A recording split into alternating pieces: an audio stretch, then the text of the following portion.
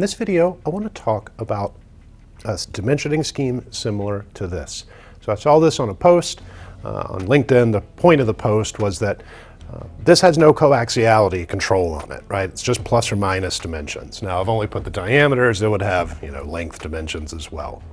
And the idea of the post was that if you make this on a lathe, you'd have to go out of your way to make these cylinders eccentric. But nowadays, they can make stuff like this on a mill, right? They just lay it vertical and then have the milling cutter come around and make these diameters, right? Not a big deal.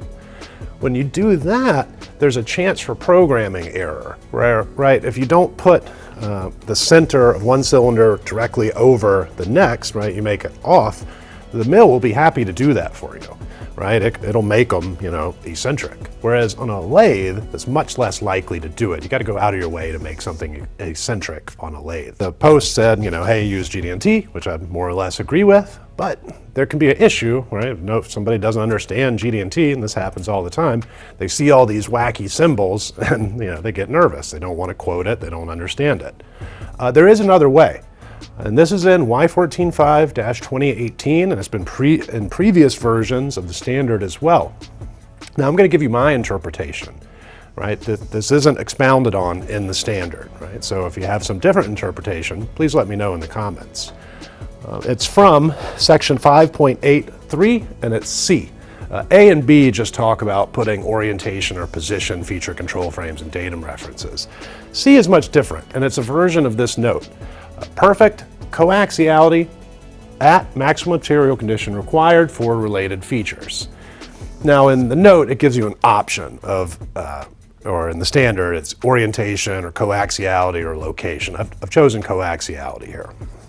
Now in my interpretation, what this means, right, related features are these, right? They're features that are related. We've got 3 cylinders.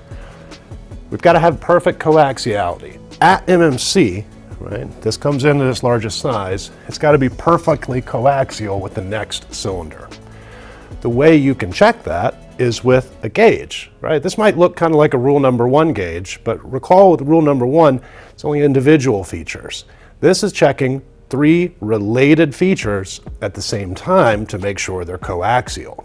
So if all 3 come in at maximum material condition and it fits in this gauge where all the cylinders are at MMC, we can be pretty sure they're all coaxial with each other. If they come in smaller, right, it can wiggle around in that gauge. Very similar to a gauge you might make for, position or something at maximum material condition with the datum reference at maximum material boundary. But this is just simplified. Now, the question is, will somebody that doesn't understand GD&T understand this? I would say probably not, right? Because the symbols are one thing, but now you're getting into language that people that aren't familiar with GD&T are not going to understand either, right? So maximum material condition, you basically got to explain that to somebody, exactly what you're talking about.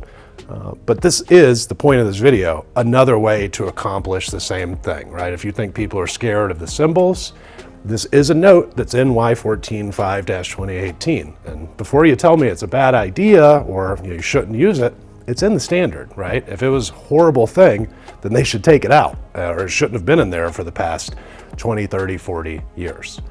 So short video, that's the end. If you enjoyed it, please like and comment and subscribe.